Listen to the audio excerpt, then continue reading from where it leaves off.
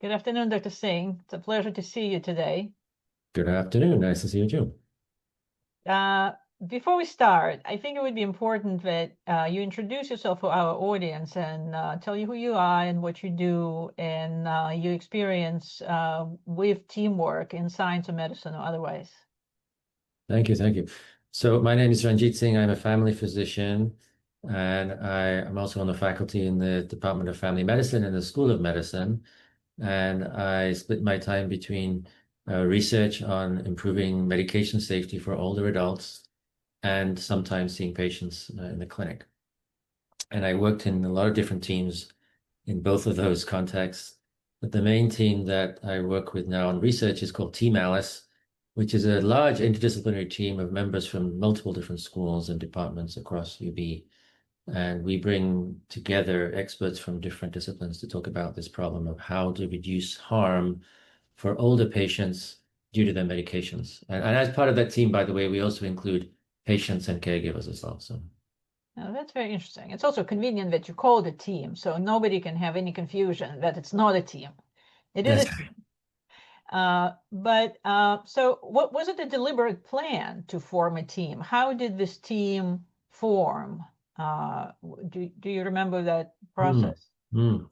Well, it began with a couple of us, a gentleman called Bob Waller from the School of Pharmacy and I, who had worked together in the past, but we came together because we were approached by a member of the community who was Alice's daughter. Her name is Mary Brennan Taylor. She came to us saying that this is what happened to my mother, and we really need to do something about it. So that's how the team started. And we realized that uh, it was a complex problem that needed a lot of effort over a prolonged period of time to fully understand the problem as well as to start trying to coming up with solutions. So we made a deliberate effort to first work with her to understand the problem from her perspective, and then to start to contemplate how we would approach it. And we realized fairly quickly that we needed other disciplines to be included, including other scientific disciplines like anthropology, for example, that we had access to in our department, or social scientists, and as well as clinical disciplines like nursing. So those were the thoughts that were going through our head. And we did, over time, make a deliberate effort to reach out to individuals to include them because we understood that it was not a problem that we could solve ourselves. That's very insightful. So I want to make sure everybody heard this point that you made early, that the team formation was driven by complex problem that was presented to you from a Mm, community. So it's what we call community-informed research. mm, But the important component here is that you didn't just bring your best friends and says, guys, I like working with you. Let's form a team. So there is a purpose to this team. The team is required in this case, because it sounds like despite your accolades and multiple degrees and a lot of experience, neither one of you alone felt that you had the complete knowledge and skills to address this problem in your solo research endeavor. Am I understanding you correctly? yeah, 100%. Yeah. Yeah. All right. So that is very interesting and probably the most classic definition of team-based, and in your case, interdisciplinary research, because of the complexity of the program you were asked to solve. So it would be very interesting to maybe talk about the dynamics of team formation. I teach courses on teams. I'm sure you've seen some of those. And we talk about that forming storming phase. Mm, mm, mm, mm. Was Yeah. that really a storming in your formation, or were there other people who dabble and left, or did you change roles? Sort of, how did that storming happen? Because you clearly reached the Mm, performing mm, stage, mm, mm. as evident by multiple grants and Yeah, publication. yeah, yeah, yeah, yeah. So that's a really good question. So it's interesting to reflect back on it, that there were times when um, we had to uh, figure out our respective roles. And there were times when I think there might have been ambiguity across the whole team in terms of what the roles were. I think we did make it clear at the beginning that Bob Waller, that I mentioned from the School of Pharmacy, and we were the people who, from a research side, were leading the team, and that our community partners, mostly Mary Brennan Taylor and her husband, were driving it from a community perspective to make sure that we stayed on focus in terms of our mission. But I think there were no major storming. That's why I'm kind of struggling to think about it. But there were times when there might have been some sometimes when some members of the team felt that they had to speak up to advocate for their perspective, which I think maybe they shouldn't have had to do that, right?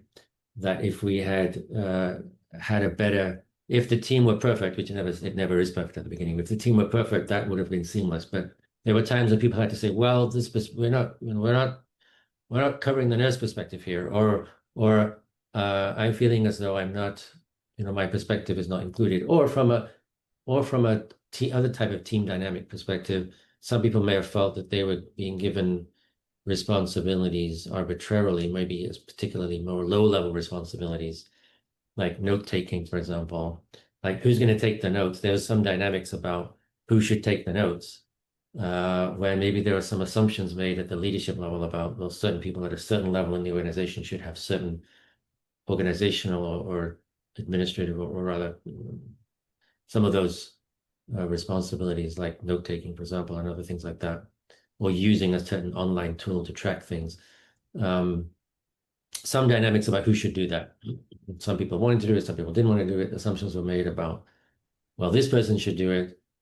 They seem like trivial things, but they did cause some storming, and that we didn't necessarily think of it that way. But it's interesting that you asked. It's interesting to reflect back on it and how we can learn from that. So, Oh, good. So another related question is, so since people brought up those issues or felt confident to bring up the issues, to me that indicate that it's a healthy team dynamics, that people feel psychologically they don't have to sort of suffer in silence. They can bring up. So to me, that's a sign of psychological safety. How would you reflect on that? Was it a purpose or a deliberate effort between you and Bob to create that culture and environment? I would say that maybe not in the beginning, but after we had some of those early experiences, he and I met and talked about how those things occurred and reflected on them. And in fact, some of them, maybe people did not speak to us directly. Maybe they had to speak to each other and find some other channel, and we indirectly heard about some concerns or challenges, right? And so I think that caused us to reflect on our leadership style a little bit and think about how we could be more deliberate about helping people to feel comfortable to speak up. So I think it evolved. We evolved as well. That's good. And then the other related question, so if people came and stayed, that to me suggests that they were receiving something, so they were clearly contributing to the team, but they were also receiving something in return that kept them anchored to this team. What was that ever a topic of explicit discussions, that you're contributing this, but then you're going to be leading the paper, or you are doing this, but we'll provide training for your organization, or what was those things kind of remain unspoken and evolved organically? I think it's a good question. There were two things, I think, to answer that question. One is that, yes, we did talk about roles and publications, and we got better at that over time, right? So that publication, our presentations and those kinds of things were definitely part of the equation. The other part of that same equation, another part for students was around meeting their requirements and things like that, which are normal things. But definitely we made an effort over time to get better at talking about publication credit and those kinds of things. But there was another element that was overarching everything, which was the ability to feel part of a greater mission, right? Because we had this problem that was brought to us by Mary, Alice's daughter, I think it was a problem that people could relate to. There was a story that we could relate to. And I think that helped tremendously to create a kind of a group culture and a feeling that, okay, this is something that we can actually try to improve collectively by combining all of our expertise. And I think that helped people feel that they were getting something in return in terms of professional satisfaction. And so that really helped as well. And that was something we didn't have to deliberately talk about because I think it was just understood. We didn't have to make a deliberate effort to remind people. I think, although we did say, we're here to save the future Alice's, that was an expression we used a lot, which probably helped. Yeah, I think that was one of the main galvanizing factors for our team. That is very important because I imagine that for community stakeholders, publication is a non-issue. So understanding and creating incentives for non-academic members to be active members of this kind of community academic team is Yeah. always very challenging. And for you, that was a natural anchor. Okay, Yeah, but I think that anchor also helped the academic partners as well, not just the I community. see. At the human level. Yeah, Yeah, yeah, at a human level, exactly. yeah, Yeah. that's fantastic. Mm. So it sounds to me, so you mentioned students now, which Mhm. really means that the team was not only diverse based on organizations, it was also diverse hierarchically. You had Yeah. faculty and students. How, Mm. how did that work? What were there any other special dynamics related to the academic hierarchy? Well, I think that I'll give a lot of credit to Bob Waller for really being able to handle the student and the learner dynamic very well because that's something that seems to come naturally to him. He does a great job and always has since the beginning done a great job of helping the students to feel part of the projects and helping empower them to take responsibility for things and to be able to showcase their skills. Um, and so that's all been a very positive dynamic. I think that we've also made a deliberate effort to include students from multiple different disciplines and to have those students work with each other, to learn from each other, Mm. to collaborate at their level. That's something that he's orchestrated as well. So I think that's actually worked very well. I can't think of any problematic dynamics related to having learners on the team. I think that everyone has been um, eager to engage them, as to view them as the future team. As I said, we had a very long-term perspective. We have recognized since the beginning that this is a problem that's been known for many decades, and will continue to be a problem, and will not be solved quickly. So we all recognize that we need to train the next generation, and so we've been very fortunate that we've had students who have really kind of been inspired by the mission and have stayed with us for long periods and multiple of them have joined the faculty at UB and are still part of the team. So we're Oh, very that's fantastic. we're very fortunate. Maybe for the purpose again of our audience. So at the best time, how big was the team, including students and community members, so that we can get an idea of the dynamics? The number of individuals? Yeah.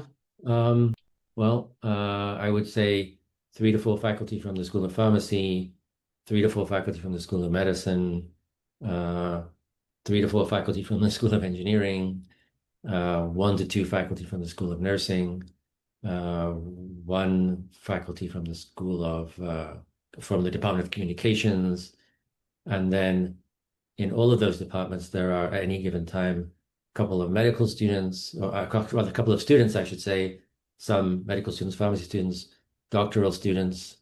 We have a master's student here and there, and then postdocs. We have a couple of postdocs at any given point in time.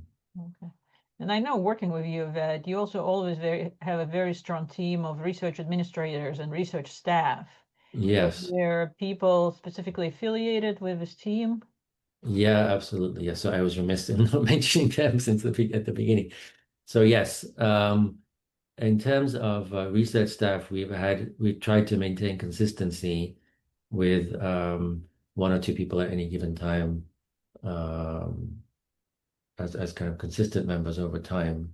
And in terms of research administration support, we are fortunate to be affiliated with the Primary Care Research Institute, which is housed in the Department of Family Medicine, but is really itself is a large interdisciplinary group across the institution that tries to engage with projects and teams across the institution and across the community.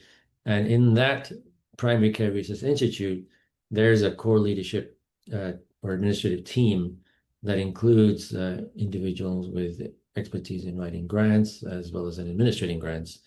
And we work very closely with them as well. So that's been tremendously beneficial. Yeah, so this sounds interesting. So there's about a dozen faculty, students, and then administrators. That's a large team. So logistically, would you please describe sort of what is your normal communication model? Do you have any specific traditions, cultures? How often do you meet? Sort of how do you arrive to a consensus and complex decisions? Yeah. So it has evolved over time. So the way that we were able to form effectively in the beginning was around one particular project. And we met weekly with as many people as we could get around the table, but maybe 6 or 7 in the beginning, maybe 8 at the beginning, focused on one particular project and making progress on that project. And we were doing the forming and storming and norming and performing, hopefully, through that project initially, right? Mm-hmm. And over time, we developed other layers of organization too as we grew. And then we would get to a point where we would have a once a month meeting of the whole team, where we would catch up on all the different projects that happen to be going on. And then, of course, there would be working groups with individual teams. And Bob and I, as leaders, would try to have our finger in all of the pies. So we would generally be at most of the working group meetings, but then we would collectively come together in those once a month overall team meetings. Over time, that also spaced out. That's probably quarterly now. And some of the larger projects have their own, as I said, they have their own working meetings. Some of the larger projects have multiple subgroups within them, right? So we have this particular AHRQ grant right now that has multiple teams within it. So they have separate working groups. So we get to multiple layers within the team that makes it within the work of the team that makes it difficult to keep track of. And so Bob and I meet every week as leaders of the team to make sense of it all, to keep track of everything, which is an ordeal. But that's the only way we can kind of make sure that everyone's pulling together in the same direction. It's very easy for different members of Team Allies to be off in their own directions and not realize that actually they may be duplicating something, or they may have come up with similar ideas. So we have to make sure we know what everyone's doing so that we can make sure that people come back together and share ideas and work collaboratively and don't duplicate anything.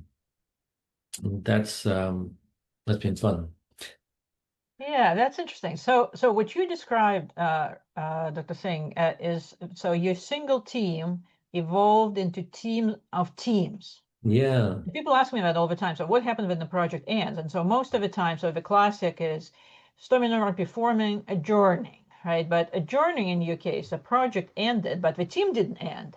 The Right. team grew, expanded, and divided. Yeah.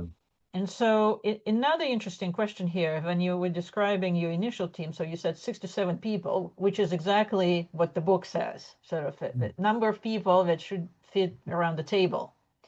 And if you grow beyond that size, you start seeing the growth pains. It's harder to get people together. It's sort of harder psychologically to keep track. And so interestingly enough, so if you organically followed that pathway, you divided and then divided, but kept the core organization and kind of brokering these different relationships. So this makes me very excited that the theory applies to practice. But how did you feel at the time, sort of why the breakthrough or division occurred to those certain time? Did you experience those pains and the tension with a larger team, or what precipitated subgroup, you call them working groups or subgroups? Yeah, I think it was very much what you described, that we would end up with these large meetings where there were so many different projects being discussed. And on the one hand, we were used to the meetings always being a working meeting because that's how our initial meetings were, right? And Right. then we realized we couldn't do work on all of these 5 different projects in one meeting. And so we became more of a overview meeting, which served a good purpose. But then it means that then the work of those teams had to be delegated to separate working groups. So that was the only practical way we could organize things. And then we worked through different kind of iterations of how to do the overall management meetings, if you want to call them that, where the overall meetings where everyone came together. We had to work through different ways to figure out what level of detail should we go into each project versus should we have people report back? So this week or this month, should we have this particular project people report back on what they're doing in detail, or should we just have an overall check-in? Those kinds of details, which are might seem trivial, but they turn out to be logistically important things to figure out, right? So that everyone's project gets to be heard in the larger group, but we met at some point, so everyone can feel as though they are remaining part of a larger team, even though most of their work is in their smaller team. How do you help people feel that they belong to Team Alice, which is a larger entity? And so the dynamics in those large group meetings changed over time. Bob and I had to frequently rethink, like, what should the agenda look like? How should the structure be? How detailed should we get, etc. Those kinds of details. We had to constantly evolve and work through those things strategically, mostly based on experience, what went well and what didn't go well. So we got to a point where people could feel that those meetings were actually useful to them every time. And that they also had clear enough directions when they went back to their smaller working groups that they knew what they were supposed to be doing and how it was contributing to the larger mission. Yes, and that would probably defines the role of a team leader, right? So I know in your professional life you wear multiple hats, and so this is team leadership, but you also familiar with other types of leadership, more hierarchical leadership. So how would you compare and contrast sort of the traditional hierarchical leadership when you're a director or you PI versus the team leadership to support a productive and functional team? Yeah, so I mean the most important dynamic I think in our team and in this kind of team I think is that lots of the people are PIs. In fact, we're very PI heavy, right? Meaning that everyone's used to being the boss of their project, right? As Exactly. But in this type of project, we're trying to do that jointly. So even though I said Bob and I are overall leading the project, overall leading the team, we're not leading every project, right? And Exactly. as I said before, the reason we deliberately made this team with all these different types of expertise is so that we can leverage that, right? So we need to make sure that we're not overly hierarchical, where people are saying, Bob said this or Ranjit said we need to do this. No, that defeats the whole purpose, right? It has to be the purpose of those full group meetings, in addition to being informational and cross collaboration between projects, etc., was to make sure that we all could develop a common understanding of what we were trying to accomplish and learn from each other, right? And learn the value of each other's expertise and make decisions jointly about important things. Should we apply for this grant? Should we apply for that grant? Those types of decisions were not made in a hierarchical way, because we knew we could make much better decisions if we involved everyone and sought everyone's expertise. So people from different disciplines have different ways of thinking about scientific questions, Right. different ways of designing studies, different types of methodologies to bring to bear, different types of funding mechanisms, different ways of publication, different styles of writing papers, different forums to disseminate things. And so we wanted to take advantage of all of that. And in order to do that, we needed to make sure that everyone had an equal voice at the table, which meant that, from my perspective, at least, I think about it as wanting to make sure, especially unfortunately, in work that is in the healthcare domain, people think that the medical people have all the answers, right? And we have some of the answers because we work in that domain, right? And so that's the expertise we bring, is the domain knowledge. but it doesn't mean we have the answers, right? It just means we have the domain knowledge, right? Now, we might think we have the answers, right? But that's where, and sometimes our egos, take over, and because we think, oh, well, I know because I work in that environment, so I know what would work. How do you know what would work, right? But that's what we have to try to let go of, right? So I have to constantly remember, well, if I had the solution, I wouldn't be in a room with all these people, right? We would have solved this problem before, right? Or if the medical profession had the solution, this wouldn't have happened to Alice, right? Or any of the other countless people to which it happens. So we wouldn't need this. So the whole point is for me to say, I don't know the answer, right? Or the same for everyone else to say, none of us knows the complete answer, but as leaders, we have to make a deliberate effort to keep reinforcing that message, right? That and keep conversation going. keep Yes. the conversation exactly, and I think that's really important. Keeping the conversation going is such an important concept in terms of, you think of it in terms of brainstorming, but it applies to almost everything we do in our meetings. Is make sure they don't shut anyone off, right? We often will hear someone come up with an idea and say, well, that's not going to work, but maybe that's right. Maybe it is not going to work, right? But to say that right away and cut someone off means they're not going to speak up the next time, right? And the next time their answer might be a brilliant one, right?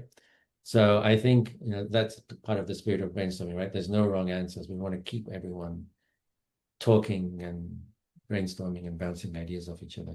And that's where the cool stuff has emerged in Team Alice. Otherwise, I know we would never have been able to come up with ourselves. So did that answer your question? Yeah, no, this is a really great answer because again, so this question of team leadership, I think surprises a lot of people because it says, I don't need training as a team leader. I am the leader. I am the chair, the dean, or whatever other administrative post, but it's actually a different skill set. So what would you think is the most appropriate training for somebody to become a team leader? Probably not to get an MBA, even though you have an MBA, but what is team leadership toolbox? It's a combination of starting with yourself, and then so I think there's two sets of skills. The first set of skills I already alluded to, which is the ability yourself to let go of your ego and change your attitude, right? So that's the first part of the leadership training, I think, is to realize that you're not expected to have all the answers, but your job is more of a facilitator, right? Or there's probably a better word for it, but let's just use that term for now. So that's the first part of the training, is to attitude shift in yourself, right? If some people need more of that than others, right? I mean, we all know people who really need a lot of that attitude shift. Other people, it seems to come more naturally. So that's the first step. The second step is, what do you need to be a good facilitator, right? So then once you realize that you need to be a facilitator instead of an order giver, right? Then you need to figure out how to do that. And so your question is, what's in the toolbox? What do we need to teach people to help them be good facilitators? I think maybe not the first thing, but certainly one of the first things is to be a good listener, right? So how do you learn to listen? I think we also alluded to this before, right? To develop the skills where you can not only yourself listen, but coach the people around the room to make sure that everyone gets a chance to speak and everyone listens and truly understands what each person is saying as we go around the room.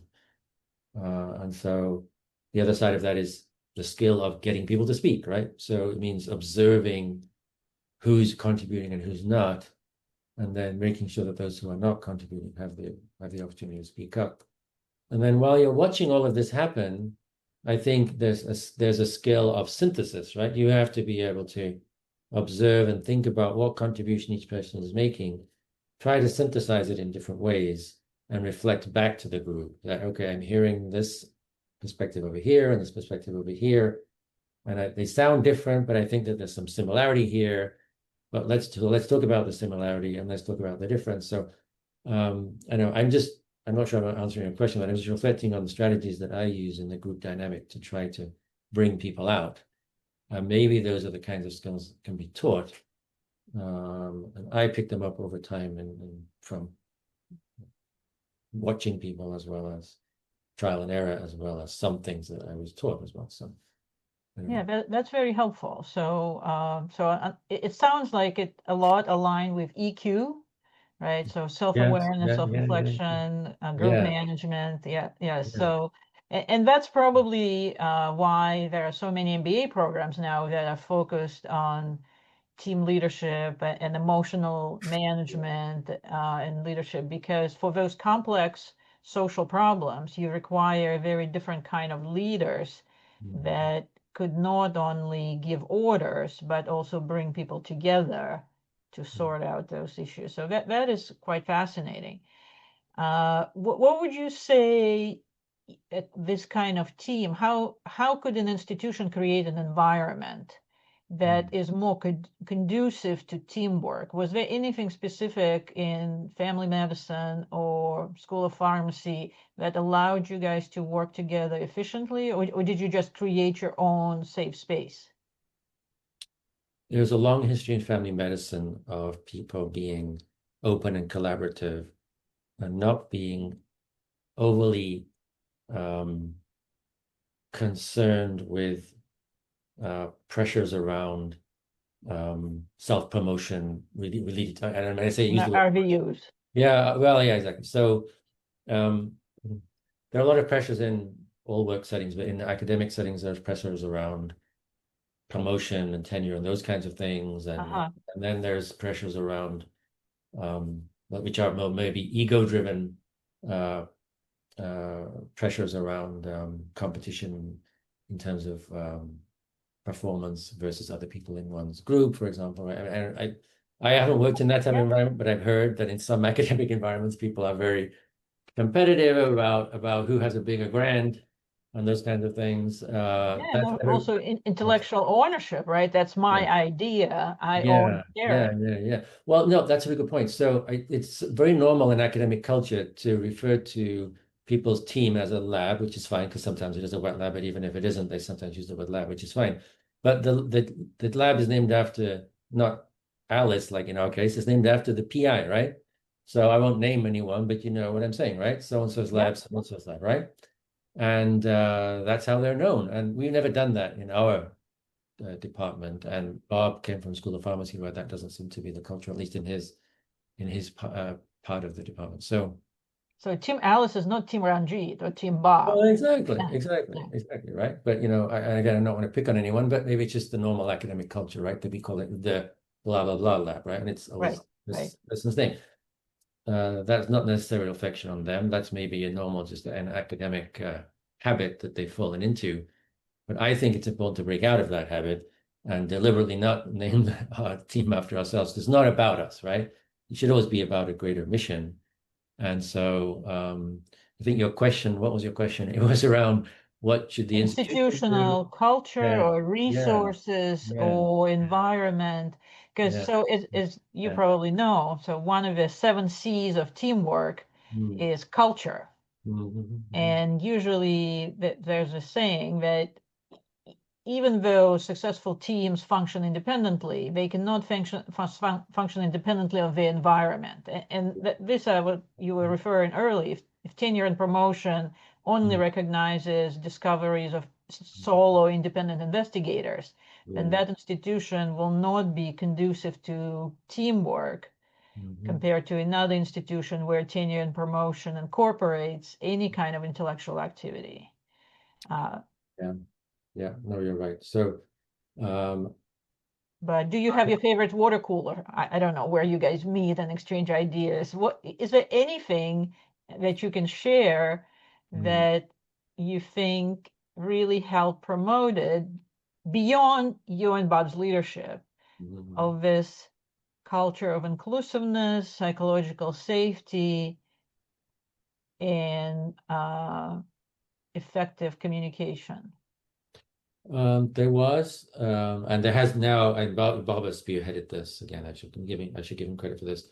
That the idea of celebrating milestones or successes and doing them in a social way outside of the work That's environment, great.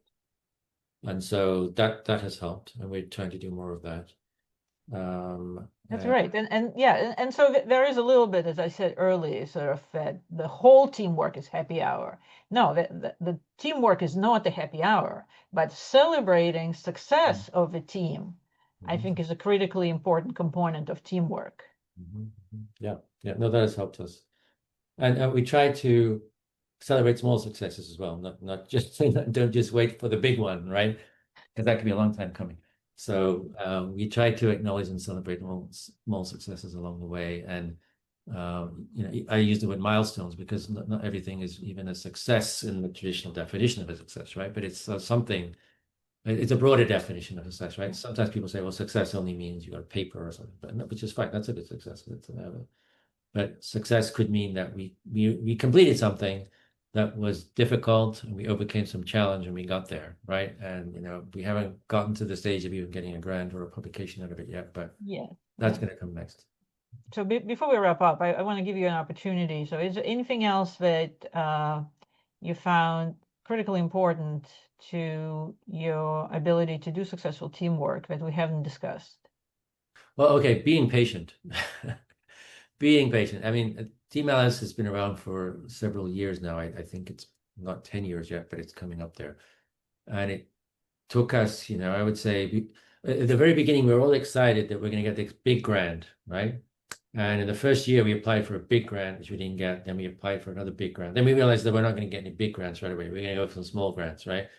And it took us a lot of time to kind of realize that, okay, we need to reset our expectations here because we're Okay. still forming and storming even though we didn't necessarily say that to ourselves, but we were still forming, storming, and norming, and we still needed to invest some more time and effort into our team formation and have small successes together before we could go after big things. So I think that is a common mistake people make that we say, okay, well, I found this really cool investigator over here and this one over here. So we're going to get together today and we're going to apply for this grant in 2 months' time. Yeah. And it's going to be great, right? And then it doesn't work. And so we say, oh, well, that was a failure. So we give up on it, right? But that's the wrong approach. We need to build from small baby steps, have patience, realize that some team members might not fit, realize that, some ideas might not gel, realize that we have to change our thinking a little bit, maybe change our culture and grow our culture and keep building the right composition and structure of the team until we get to a point where we can actually look to the reviewers, and if we're talking about grants, the big grant, look to the reviewers like a truly functional and capable team that they can trust their money with, right? To us, right? Trust Right. us with their money. For sure. So right. So that was a lesson that we also had to learn, right? Which is patience. Yeah. Perseverance, No, patience and perseverance. totally true. Yes, totally true. So in summary, Dr. Singh, so Liz and I interviewed a lot of PIs at UB and not at UB to sort of better understand why some people work in teams and others don't. And what we've heard from people who do not work in teams, they would say it's too much work to invest up front to build a team, just as you were describing, and you have to give up control because Mm, you're no longer fully responsible for the output, as you also mentioned. mhm, So what would you say to those folks who are internally sort of fundamentally against teamwork? mhm, What would be one or maybe two words of advice that will you can put on the other end of the scale and says, yeah. yes, it's all true, but Yes.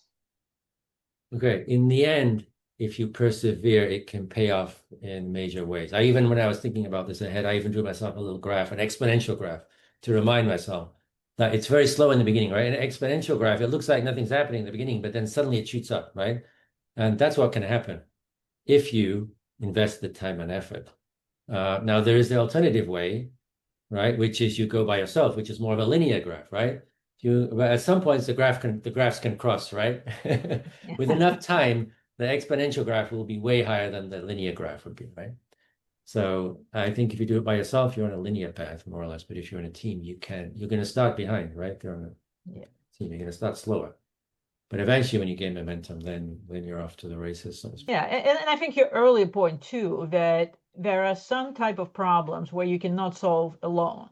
So Yeah. there are some problems where you can work alone and work in a team, but there are other greater, more Mm. multi-domain kind of Mm. challenges like the one that you are tackling with your team, Mm. that no single specialty can address that. And even the 5 most brilliant family physicians cannot replace the expertise of a pharmacist and PT and nurse, educator, etc. That was great. Well, it was fun. Thank you. I enjoyed talking about it. Thanks very much, Ranjit.